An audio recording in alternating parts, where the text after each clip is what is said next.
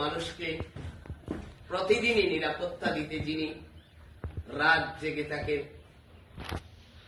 সেই কুলাউড়া থানার সুযোগ্য অফিসার ইনচার্জ মনিরুজ্জামান মোল্লা ইতিমধ্যে কুলাউড়াবাসী যেটি উপলব্ধি করেছে,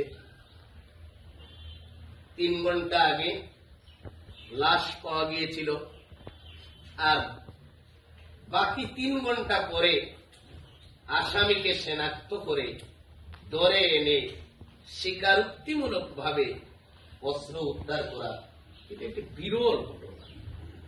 আমরা আজকের এই অনুষ্ঠান থেকে ধন্যবাদ জানাই সেই সুযোগ্য অফিসার ইনচার্জ মনিরুজ্জামান মোল্লা এবং কুলাউড়া সার্কেলের অতিরিক্ত পুলিশ সুপার আজমল হোসেন সাহেব।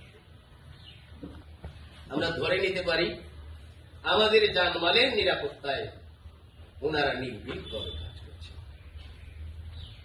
রফিক আহমেদ ফাউন্ডেশন কেন? এটি এক যোগ্য পিতার যোগ্য সন্তান তৈরি করেছে। বাবা তো অনেক কিছুই দিয়েছেন, বাবার মৃত্যুর পরে না হয় বাবাকে কিছু দিই। আমরা ধন্যবাদ জানাই কুলাউড়ায় কর্মরত সংবাদকর্মী, টিম জার্নালিস্ট এবং রাশিদ আলী ফাউন্ডেশনের পক্ষ থেকে সেই মানবতার ফেরিওয়ালা আহমদ রিপন। যেখানে বন্যা, যেখানে খরা, যেখানে ডেঙ্গু, সেখানেই একজন আহমদ রিপন। তার উপস্থিতি এত সরল।